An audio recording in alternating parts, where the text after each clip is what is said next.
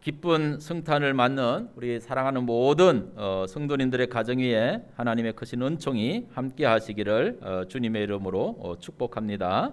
어느 나라건 어느 시대건 어느 세대를 막론하고 이 성탄은 모든 사람들이 기다리고 이렇게 좋아합니다. 제가 이렇게 듣기로 이제 인도네시아도 제가 이제 몇 번 이렇게 이제 선교를 갔다 오고 이렇게 했지만은 그 인도네시아 사람들의 이야기를 들어보면은 그 사람들은 1년 내내 열심히 일을 하는데 1년 내내 열심히 일을 해가지고 이렇게 월급을 이렇게 모아서 그 사람들은 12월 달에 이 12월 한 달이 성탄 시즌이라고 그래요. 12월 한 달 동안 그 월급을 다 쓰기 위해서 그렇게 모은다는 거예요. 그만큼 이 성탄이 모든 사람들에게 이게 기쁨의 날이다라는 그런 사실을 이제 볼 수가 있습니다. 많은 사람들이 이 성탄을 기다리죠. 옛날에 이제 우리가 이제 어린 어떤 그런 심정에는 어린 아이들한테는 이제 산타크로스 할아버지가 이렇게 복장을 하고 썰매를 타고 와서 밤에 몰래 이렇게 양말 주머니 걸어 놓으면 선물을 넣어주고 간다.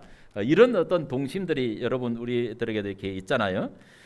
그런데 이제 보면 이제 그래서 이 성탄의 어떤 그런 이 시즌이 가장 어떻게 보면은 요즘은 활발하게 이렇게 되는 그런 곳이 이제 뭐냐 하면은 그 상업 분야다라고 이렇게 이제 볼 수가 있어요.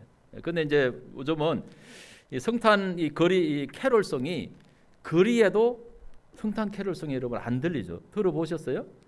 제대로 못 들어봤을 거예요. 이 가게 어떤 상점 이런 데를 지나가도 성탄 캐롤송을 들을 수 있는 데가 별로 없다라는 그런 얘기예요. 옛날에는 온 거리가 시끄럽죠. 이 성탄 캐롤송이 늘 막 이렇게 음악이 크게 들려 나왔는데, 근데 이제 왜 그런 성탄 캐롤송이 이렇게 사라졌을까? 그래가지고 이제 조사를 이렇게 해보니까 이 저작권 때문에 이 성탄 캐롤송을 저작권 때문에 이제 밖에 크게 틀어놓으면 안 된다. 이런 이제 규정이 있었어요. 그러니까 이제 그걸 틀어놓으면은 저작권에 걸려가지고 벌금을 내야 된다라는 이제 이런 것이 나오니까. 그래서 이제 정부에서 그랬다 그래요. 정부에서 이렇게 그러다 보니까 이 성탄의 어떤 그런 분위기가 안 난다. 사람들의 마음이 이게 연말에 좀 따뜻해져야 되는데 그런 모습이 없다. 그래가지고 이제 정부에서 이 성탄 캐롤송 저작권 없이 이렇게 틀 수 있는 그런 캐롤송을 20곡인가 이렇게 준비를 해가지고 이건 마음껏 틀어도 된다. 이렇게 이제 그 허락을 해줬어요. 허락을 해줬는데 한쪽에서 반발이 일어났어요. 어디서 반발이 일어났겠어요? 다른 종교계에서 종교 차별이다. 그래가지고 반발을 해가지고 이제 그것도 못하게끔 그런 식으로 이렇게 이제 하는 그래서 이제 국가에서도 이게 애매한 어떤 그런 입장이 돼가지고 난처하다고 이제 그런 그 기사도 이렇게 보기도 했습니다. 근데 이제 참 어떻게 보면은 이게 그 코로나 때문에 그렇고 이런 어떤 제재 때문에 그렇고 이 성탄의 어떤 그런 이 기쁨이 사실 어떻게 보면 우리 마음속에서 많이 이렇게 잃어가고 있는 그런 모습을 이렇게 이제 볼 수가 있습니다.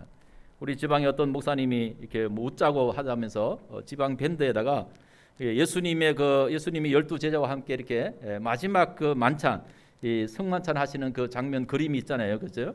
그 그림을 갖다가 이제 코로나 시대에 그렇게 예수님과 12명의 제자들이 같이 식사를 하면은 단속에 걸려야 안 걸려요? 코로나 단속에 걸린다는 거예요. 그래가지고 이제 그 예수님의 12명의 그 제자들이 식사를 하면서 쪼개기 식사를 하는 거예요. 4분, 3분 이렇게 따로 앉아가지고 식사를 하는 그런 그 장면을 사진을 이렇게 이제 밴드에 이렇게 올렸더라고요. 참 그런 거 보면서 한편으로 우습기도 하지만은 야 이게 참 시대가 이렇게 됐구나 그런 것을 이렇게 이제 생각하게 됐습니다. 이번에 이 어린이들한테 이 산타클로스가 없다. 그렇게 이제 이야기를 했다가 호되게 뭐라고 할까 질책을 받은 분이 계세요. 그 이탈리아의 그 한 주교께서 산타크로스 어린이들에게 산타크로스는 없다 이런 이야기를 이렇게 이제 했어요. 그 이제 언제 있었던 사건이냐면은 12월 11일 날 이 CNN 방송하고 BBC 이렇게 방송에서 이걸 다뤘는데 이탈리아의 시칠리아 안에 있는 노토라고 하는 그 교구 속에 그 안토니오 스탈리아노 주교라는 분이 이 성 니콜라스 이렇게 축일을 맞아서 열린 예술 축제 중에 이 축사를 하면서 산타크로스가 진짜가 아니다, 이런 발언을 해가지고 어린 아이들을 아주 충격에 빠뜨렸다, 그런 보도를 이렇게 했어요. 그 CNN과 BBC의 그 보도에 따르면 뭐냐하면은 이 스탈리아누 주교는 산타크로스는 존재하지 않는다. 사실 산타크로스의 빨간색 의상은 코카콜라가 광고의 목적으로 선택한 것이다, 이런 이야기를 이제 했어요. 그래서 이제 이 발언이 이제 시칠리아 언론을 통해서 알려지면서 막 아이들의 부모들이 이 스탈리아누 주교에 대해서 굉장히 막 분노를 했다라는 그런 이야기입니다. 그 분노가 얼마나 이렇게 심했던지 결국은 그 노토 교구의 언론을 담당하는 이 알레산드로 파올리노 신부께서 페이스북을 통해서 우선 어린이들에게 실망을 준 발언에 대해서 주교를 대신해서 유감을 표합니다, 이렇게 사과를 했어요. 그러면서 이것은 이 스탈리아누 주교의 의도가 아니었다, 그렇게 이제 밝혔습니다. 그는 이제 이 스탈리아누 주교가 이 산타클로스의 모델이자 가난한 사람들에게 선물을 나눠주는 것으로 유명했던 이 산타클로스의 그 모델이 누구냐면은 바로 성 니콜라스라는 사람이거든요. 그 성 니콜라우라고 하는 이 사람이, 그래서 이제 니콜라우스, 이렇게 뭐 산타 니콜라우스 이런 식으로 해가지고 산타크로스가 이렇게 됐는데, 그 이야기가 굉장히 유명하잖아요, 그렇죠? 너무 가난한 어떤 그런 사람들이 이 성탄 때 이렇게 선물을 서로 주고 싶은데 줄 돈이 없어가지고, 근데 이제 몰래 그 소식을 알고 이렇게 니콜라우스 이렇게 신부께서 그들에게 그 필요한 그 선물을 몰래 갖다 주면서부터 이렇게 시작된 것이 이 산타크로스라고 하는 그런 어떤 유래라는 것을 우리가 잘 알고 있죠, 그렇죠? 그러니까 이제 이 주교가 하는 그런 말은 뭐냐면은 가난한 사람들에게 선물을 나눠준 것으로 유명한 이 성 니콜라우스의 그 이야기를 알려주고 크리스마스의 진정한 의미가 뭔지를 강조하려고 했던 말이다, 그런 이제 이야기를 이렇게 한 것이죠. 그러니까 이 파울리노 신부는 우리가 뭐 어리든지 아니면 나이가 많이 들었든지 산타크로스에게서 얻을 수 있는 교훈은 장난감이라든가 어떤 뭐 과소비 이런 것이 아니라 더 많은 선물을 나누는 것이다. 그게 성탄절의 진정한 의미다. 성탄절은 오랫동안 외면했거나 소외되었던 그런 사람들에게 선물을 하면서 서로 소원해진 어떤 멀어진 그런 관계를 회복하는, 그것이 바로 이 산타크로스의 성탄의 진정한 의미다, 그렇게 이제 이야기를 한 것이죠. 그래서 이제 이 스탈리아누 주교도 자기가 직접 이 인터뷰에서 말하기를, 나는 산타크로스가 존재하지 않는다고 말한 것이 아니라 진짜와 진짜가 아닌 것을 구분할 필요가 있다라고 하는 것을 이야기한 것이다, 그런 이제 말을 남겼어요. 그러니까 이 스탈리아누 주교가 뭘 염려하는지를 이렇게 알겠죠. 바로 이 성탄이 상업적으로 변질되는 것을 우려한 그런 것이지, 이 산타에 대한 어린이들의 그 동정심을 짓밟기 위한 것이 아니다라는 이런 이야기입니다. 근데 요즘 세상은 참 어려워요. 왜 어렵냐면은 어떤 이런 본질이 이러한 것이다라고 하는 것을 가지고 말을 한마디 이렇게 해도 사람들은 자꾸 본질, 그 어떤 의도의 말하고는 상관없는 다른 프레임으로 막 이렇게 씌워가지고 사람을 막 공격하는 이런 일들이 세상에 얼마나 많이 일어나고 있는지 모릅니다. 그렇기 때문에 저와 여러분들도 우리가 기억해야 되는 것은, 우리도 이 성탄이 상업적으로 변질될 그런 것이 아니라 정말 하나님이 우리를 어떻게 사랑하셨는지, 하나님이 우리에게 주시는 진정한 그런 사랑의 선물이 무엇인지를 그걸 알고 우리가 하나님으로부터 받은 그 사랑과 은혜를 나누는 것이 바로 이 성탄의 이렇게 본질이다라는 그런 사실을 저와 여러분들이 알게 되시기를 간절히 바랍니다. 그리고 또 한 가지 우리가 기억해야 될 것이 있습니다. 그건 뭐냐면은 기독교를 이렇게 공격하는 어떤 그런 이 단체들이나 사람들이나 아니면 이제 그 기독교를 공격하는 그런 이단들이 늘 하는 그런 이야기가 있어요. 뭐냐면은 12월 25일, 이 오늘은 이 25일은 예수님이 탄생한 날이 아니라는 것입니다. 예수님이 탄생한 날이 아니고 이 12월 25일은 뭐냐면은 왜 이 날이 예수님의 어떤 성탄일이 됐는지 그 배경을 보면은 이건 우리가 이날 성탄절을 해서는 안 된다고 이렇게 공격을 하는 그런 사람들이 있습니다. 그 왜냐하면은 바로 이 그 12월 25일은 태양신을 숭배하는 어떤 그런 사단에 의해서 조장된 날이라는 거죠. 태양신을 숭배하는 어떤 그런 이단이 바로 이 날을 성탄일이라고 이렇게 해가지고 사람들을 이렇게 속이고 그래가지고 오히려 이 태양신을 숭배하도록 만드는 이런 어떤 그 계략이라고 이렇게 이제 하면서 공격을 하는 그런 사람들이 있다라는 그런 이야기죠. 그 때문에 12월 25일에 성탄을 지키는 것은 결과적으로는 사단을 숭배하는 것이다. 왜냐하면 예수님이 이날 탄생하지 않았기 때문에 사단을 숭배하는 것이 이렇게 공격을 한단 말이죠. 여러분 그런 공격을 들어보셨어요? 그런 뭐 언론의 어떤 그런 그 이야기를 많이 보셨어요? 그런 이야기가 있습니다. 근데 우리가 그런 부분에 대해서 모르면은 그런가 하면서 또 이렇게 우리가 현혹되기가 쉽다라는 그런 이야기거든요. 근데 우리가 진짜 이제 알아야 될 게 뭐냐면은 맞습니다. 12월 25일은 예수님이 진짜로 이게 탄생한 날이 아니라는 것입니다. 그리고 우리는 이제 그 AD와 BC와 AD를 이렇게 나누잖아요, 그렇죠? 기원 전과 기원 후. 지금 우리가 이제 2021년이라고 이렇게 이야기할 때 이거는 AD잖아요. 기원 후잖아요. 이게 이제 기원 BC, 기원 전과 기원 후를 이렇게 나누는 그 기준이 뭐냐면은 바로 예수 그리스도의 그 탄생을 히스토리, 예수님의 그 탄생의 역사를 가지고 이제 기원 전과 기원 후를 나눈단 말이죠. 비포 크라이스터 이렇게 해가지고 예수님의 탄생 전을 BC 기원 전이고 그 이후를 이제 기원 후라고 이렇게 이제 부르는 것이죠.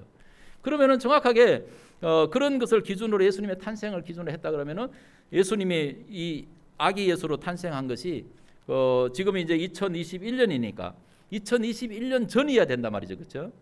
그런데 이제 사실은 예수님의 탄생이 2021년 전이라는 것도 불확실하다라는 그런 이야기거든요. 그것은 뭐 나중에 이제 이야기하겠지만은 이 예수님의 탄생 시대 때 왕이었던 이 사람이 바로 헤롯이라고 하는 이 왕이잖아요, 그렇죠? 이 헤롯이라는 왕이 이제 사실은 죽은 것이 기원전 4세기, 기원전 4년 이때 이렇게 먼저 이렇게 죽었다는 그런 역사적인 그런 기록이 있습니다. 그러니까 이 헤롯 대왕이 실제적으로 역사적으로 죽은 때가 이 BC 4년이니까 그러면 예수님은 그 전보다 빨리 태어나야 된다는 거죠. 이게 안 맞다는 그런 이야기잖아요, 그렇죠? 이런 어떤 그 역사적인 어떤 그런 이제 오류가 있는데 이제 그 부분에 대해서 우리가 이제 해야 될 얘기 뭐냐면은 12월 25일은 진짜로 예수님이 탄생한 날이 아니다. 예수님이 언제 탄생하셨는지는 정확하게 아무도 모른다라는 그런 이야기입니다. 아무도 몰라요, 그렇죠? 근데 아무도 모르기 때문에 그러면 우리가 예수님의 탄생이 아무도 모른다 해가지고 예수님이 이 땅에 존재하지 않으신 분이냐, 허구성으로 그냥 이름만 있는 분이냐, 그러면은 또 그건 아니라는 거거든요. 실제로 예수님은 이 땅에 육신으로 존재하셨던 그런 분입니다. 그런데 탄생한 날은 언젠지를 이렇게 모르는 거예요. 실존 인물인데 탄생한 날은 모른다라는 그런 이야기죠. 그런데 이제 그분이 바로 온 인류의 구세주라는 것입니다. 근데 사실은 이제 그 예수님을 우리가 이렇게 이제 그 구세주로 태어나서 오신 것을 이렇게 이제 탄생한 것을 이렇게 축하하기 위해서 감사하기 위해서 날을 하나 정했다는 것이죠.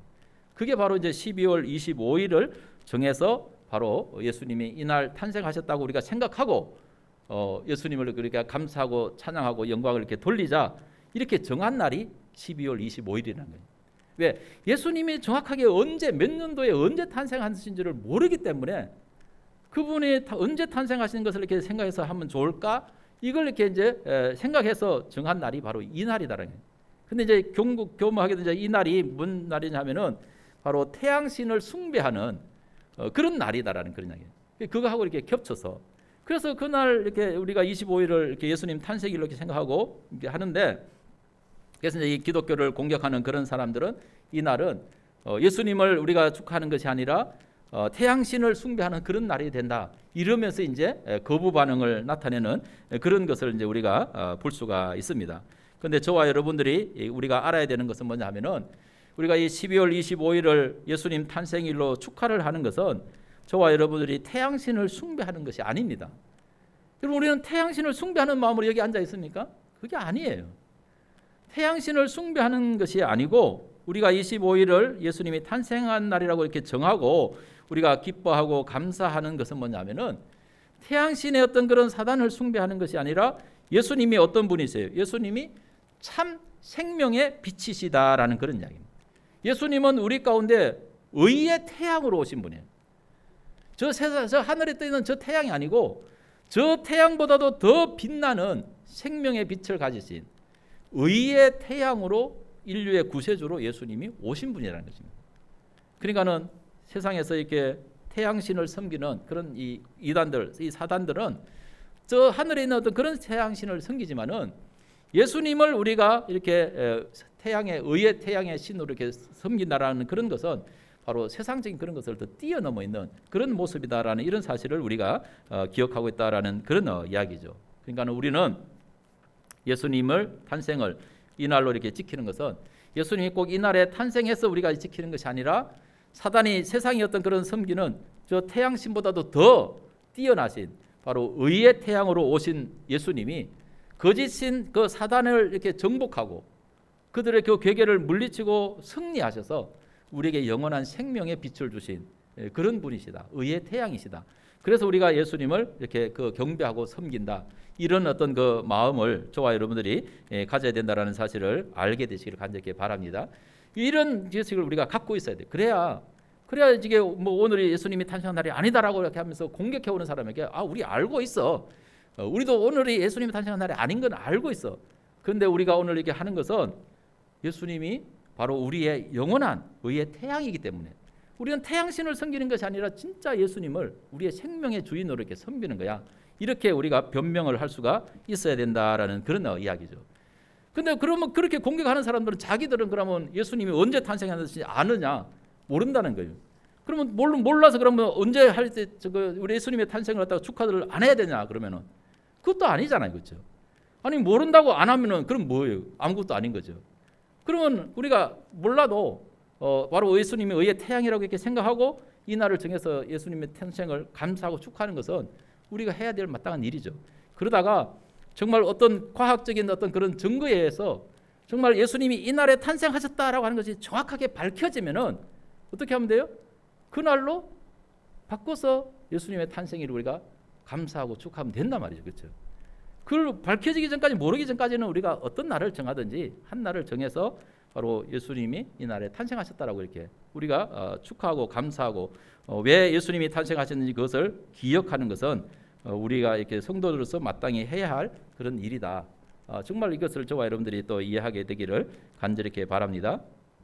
이제 오늘 사실 이제 그 말씀의 그 본질은 뭐냐면은 그 동방의 그 박사들이 별을 관찰하다가 아기 예수 이렇게 유대인의 왕으로 나신 이 별이 하나 이제 뜬 것을 이렇게 보고서 그 왕을 이렇게 이제 축하하기 위해서 그 탄생을 축하하기 위해서 그 먼 이 동방 뭐 동방이 정확히 또 이제 어디인지도 이렇게 잘 몰라요. 뭐 인도라고 이렇게 하기도 하고 뭐 옛날에 이제 페르시아 제국이라고 하기도 하는데 하여튼 그곳에서 이렇게 이제 베들레헴까지 와서 황금과 유향과 모략을 예물로 드린 이 동방 이 박사들의 이야기를 통해서 오늘 저와 여러분들이 이제 생각할 것은 뭐냐면은 이 예수님의 탄생의 어떤 그런 소식을 들었던 그런 사람들의 그 모습을 통해서 정말 우리가 이 예수님의 탄생, 메시아의 탄생, 성탄을 맞는 그런 우리의 바람직한 자세가 뭔가 이걸 저와 여러분들이 함께 생각해 볼 수 있기를 바랍니다.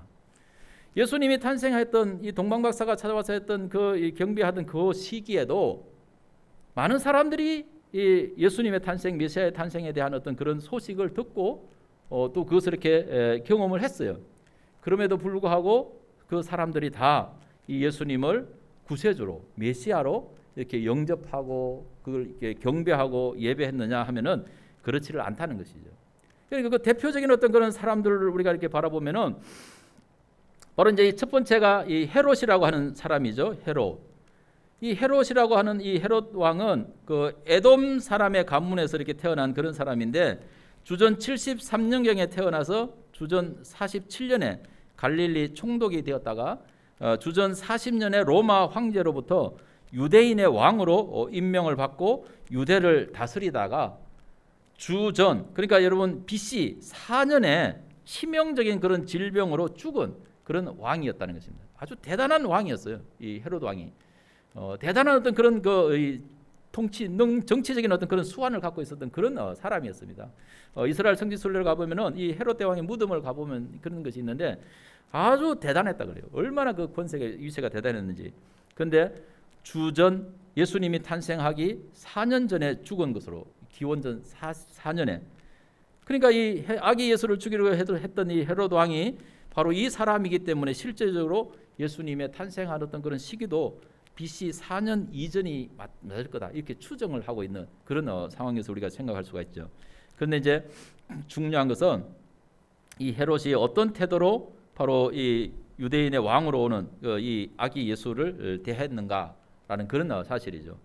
그런데 이 헤롯은 살기가 등등한 그런 모습으로 예수님의 탄생을 맞았던 사람이라는 것입니다. 왜? 동방 박사들이 찾아와 가지고 유대인의 왕으로 나신 이가 어디 계십니까? 이러면서 왕궁에 찾아와 가지고 동방 박사들이 우리가 그 별을 보고 따라왔는데 분명히 여기까지 왔는데 별이 없어졌다고. 그래서 왕이 태어나면 어디서 태어나겠어요? 왕의 자손이 태어나면 왕궁에서 태어날 거예요, 당연히. 그래서 동방 박사들이 헤롯 왕궁에 간 거예요. 그래서 가가지고 유대인으로 왕으로 나신 분이 어디 있느냐 이렇게 물으니까는 거기는 그런 아이가 태어난 게 없다는 거예요. 그러니까 이 헤롯이 가만히 이제 들어보면서 뭘 생각했겠어요? 내가 유대인의 왕인데 누가 또 유대인의 왕이 될 사람이 이 세상에 태어났어? 이러면서 이제 봤을 거 아니에요, 그렇죠? 그러면 그런 사람을 이 헤롯이 찾으면 어떻게 하겠어요? 자기의 정치적인 적이니까 죽여야 되지 않겠어요, 그렇죠? 이 헤롯이 얼마나 이렇게 잔인한 사람인지 의심이 많고 굉장히 잔인한 그런 이 사람이라는 사실은 모든 사람들에게 다 이렇게 알려져 있는 그런 이 사람이에요. 자기의 어떤 왕권을 차지하려고 별의별 정치적인 수단과 권모술수를 썼던 그런 사람이 바로 이 헤롯 왕이에요. 그러니까 누군가가 자기의 왕위를 노린다고 이렇게 생각하면은 그 사람은 가차없이 죽이는 거예요. 자기 형제라도 죽여요. 자기 동생이라도 죽인 사람, 그런 사람입니다. 그래서 헤롯은 의심이 굉장히 많은 그런 왕이었다고 이렇게 생각을 해요. 그래서 자기의 후계자로 생각했던 자기의 아들 안티파트라고 하는 아들이 있는데 그 아들조차도 그 후계자로 지목된 안티파트라고 하는 아들과 3명의 아들조차도 죽였어요. 왜? 자기의 왕위를 물려줘야 되는데도 불구하고 그것까지도 물려주기가 싫은지 자기의 3명과 4명의 아들을 무참히 죽이기까지 하는 자기의 왕권을 지키기 위해서 그렇게 잔인한 그런 이 사람입니다. 그런 사람이 여기 보니까 또 역사적으로 이렇게 보면은 자기 아내와 장모까지도 다 죽였다고 그래요. 이 헤롯이 얼마나 무자비한 그런 사람이에요. 그렇게 의심이 많은 그런 사람인데 어느 날 동방에서 박사들이 찾아와 가지고 유대인의 왕이 태어났다면서 이렇게 소식을 알려온 거예요. 그러면 헤롯의 태도가 어떻게 돼요? 유대인의 왕이라니, 내가 유대인의 왕인데 누가 또 왕이 될 사람이 낫다라는 말인가? 그런 의심을 하지 않겠어요? 그래가지고 동방 박사들, 야, 그 사람 찾으면은 나한테도 좀 알려둬라. 나도 가서 그 유대인의 왕으로 태어난 사람 나도 가서 경배할 수 있게끔 알려달라고 그런 거예요. 그게 진심으로 알려달라고, 진심으로 경배하기 위해서 그렇게, 아니 내가 경배한다고 하니까 경배하는 줄로 그렇게 알았겠어요? 동방 박사들이 착각했을 수도 있죠. 근데 나중에 동방 박사들이 진짜 예수님을 만나서 경배를 하고 돌아가려고 할 때 천사가 나타나가지고, 야, 헤롯에게 돌아가지 말아라. 그렇게 지시를 해줘가지고 헤롯에게 안 가고 다른 길로 자기 나라로 돌아갔다고 그렇게 마지막 성경에 말씀을 하고 있는 것이죠. 그렇게 헤롯이 교묘한 그런 사람이다라는 그런 사실을 볼 수가 있는 것이죠. 그래서 이 헤롯은 그것 때문에 동방 박사들이 이제 자기한테 오지 않고 그냥 다른 길로 해서 자기 고국으로 돌아갔다는 사실을 알게 된 거죠. 그래서 어떻게 됐어요? 열받은 거죠. 빡쳐가지고 사람들에게, 신하들에게 명령을 내리기를, 동방 박사들이 이야기한 때 그때부터 시작해가지고 2살, 3살 이하의 아이들은 다 죽여라, 사내 아이는. 왜? 어떤 놈이 왕이 될 제목이 모르니까는 다 죽여버려라 그냥. 그래가지고 그 베들레헴 땅에 얼마나 이 통곡 소리가, 자기 아이를 잃은 그 부모들의 통곡 소리가 그 온 세상에 퍼졌다는 거예요. 근데 그 소식을 알고서 천사가 이 마리아와 아기 예수님을 유대 땅, 이 애굽 땅으로 피신을 이렇게 미리 시킨 거잖아요, 그렇죠? 그래서 예수님이 이렇게 살아나게 된 그런 모습을 이제 우리가 볼 수가 있는 것이죠. 세상에는 자기에게 정적이 된다 이렇게 하면은 그걸 거부하는 그런 모습이 있다는 것입니다. 그리고 두 번째는 여관집의 어떤 그런 그 주인과 같은 그런 사람들이 있죠, 그렇죠? 여관집의 주인은 어떤 사람이에요? 이때가 지금 이제 왜 예수님이 베들레헴에서 태어났어요? 예수님 원래 저기 이 요셉과 마리아가 그 갈릴리 나사렛이라고 하는 그 동네에서 이렇게 살았잖아요. 그런데 이제 아기를 이렇게 이제 가졌는데 갑자기 이 헤로드 왕이 이제 로마에서 이렇게 이제 그 모든 유대인들을 다 호적을 해라 이렇게 명령이 내려온 거예요. 호적을 하라는 명령이 내려온 이유는 뭐냐면은 사람 숫자를 정확하게 세어서 뭐 하겠다는 거예요? 세금을 걷어들이기 위해서 정확한 어떤 세수를 확보하기 위해서 사람을 다 호적을 하라고 하는 거예요. 그래서 갑자기 호적의 명령이 떨어져 가지고 호적을 하려면 다 자기가 이제 태어난 그런 자기 고향으로 가서 호적을 하게 돼 있는 거죠. 근데 요셉과 마리아는 이제 나사렛에서 이렇게 살다가 호적하라는 그 명령을 따라서 이게 마리아가 이게 임신해 가지고 이제 해산 때가 다 가까웠는데도 불구하고 그 베들레헴 땅까지 호적을 하러 간 거예요. 그러니까 그 호적하러 얼마나 많은 사람들이 이렇게 몰렸겠어요. 호적을 하러 갔으니까. 그래서 사람들이 너무 많이 이렇게 몰려 가지고 와 있어 놓으니까 저쪽에 나사렛에서 와서 가지고 이렇게 뭐 오늘 그냥 요즘 같으면 그냥 호적하러 가서 그냥 차 붕 끌고 가서 그냥 호적 타게 하고 그냥 또 붕 가고 이런 게 아니잖아요. 며칠을 걸어와서 이렇게 호적을 하고 또 이제 며칠을 걸어가야 돼. 이런 땅이었단 말이에요. 이런 상황이단 말이에요. 당일 와서 하고 갈 수도 있는 거 아니에요. 그러니까 이제 자연히 여관에 묵어야 된단 말이죠. 그렇죠? 잠잘 곳이 이렇게 필요하다라는 그런 이야기입니다. 그런데 얼마나 많은 사람들이 호적을 하러 왔길래 여관마다 방이 없는 거예요. 빈 방이 없는 거예요. 근데 갑자기 해산할 때 됐는데 이게 큰일 난 거 아니에요. 그래서 방은 없고 그래서 결국 마구간 하나 얻어 거기서 이렇게 예수님이 탄생했다고 이렇게 성경이 기록을 하고 있잖아요. 그 여관의 주인의 자세가 뭔 자세예요? 마리아를 통해서 아기 예수 메시아가 이렇게 태어난다는 그런 건 아무 상관없어. 구세주가 나고 말고 그 상관없어. 이 여관의 주인한테는 뭐가 중요한 거예요? 돈 버는 것이 중요해요. 돈 버는 것이 중요한 그런 거예요. 오늘날에도 세상에 바로 구세주가 탄생하는 그런 거에 대해서 구세주가 탄생하는 거하고는 상관없어. 나는 그걸 통해서 장사만 많이 하고 돈만 많이 벌면은 그거로서 땅이야. 이런 마음의 자세들을 가지고 있는 그런 사람들이 이 세상에도 많다라는 그런 사실을 우리가 이제 볼 수가 있는 거죠. 바로 이탈리아의 그 주교가 염려한 것도 바로 그런 거예요. 예수님이 탄생한 메시아가 탄생한 이 하나님이 우리에게 엄청난 그런 선물을 준 이러한 것이 이게 중요한 게 아니고 상업적으로 이용하고 하기 위해서 그걸 이용하는 이런 세태를 이렇게 지탄한 그런 모습이 바로 이제 이 주교의 이야기다라는 그런 사실을 우리가 볼 수 있는 그런 말씀이죠. 그런데 성탄을 맞아서 이 구세주를 이렇게 바라는 그런 사람들이 뭐 이런 사람들만 있는 게 아니라 또 당시에 보면 이제 그 많은 어떤 그런 사람들 있잖아요. 이 바리새인들이라든가 서기관들이라든가 어떤 종교의 지도자들 이런 사람들도 예수님의 어떤 그런 탄생을 이렇게 제대로 반기지 않았다라는 그런 이야기입니다. 그런데 예수님의 탄생을 반기지 않은 사람만 있었는 게 아니고 그걸 이렇게 기다리고 사모하고 반겼던 사람들도 성경에서 등장한다는 거예요. 그 사람들은 아주 가난한 목동들이었고 정말 이렇게 뭐 혼자 된 어떤 그런 과부가 됐던 그런 사람들, 할아버지들 이런 어떤 사람들이 이제 예수님을 이렇게 기다렸다가 경배를 하는 그런 모습을 이제 볼 수가 있는 것이죠. 그 중에 이 동방의 박사들은 정말 그 먼 땅에서부터 이렇게 예수님을 이렇게 이 유대인의 그 왕을 이렇게 찾아서 와서 경배를 했던 그런 모습을 이제 우리가 볼 수가 있습니다. 인생 가운데는 많은 그런 만남이 있습니다. 아름다운 만남이 있고 또 좋지 못한 그런 만남, 의미 있는 만남, 의미 없는 그런 만남들이 있습니다.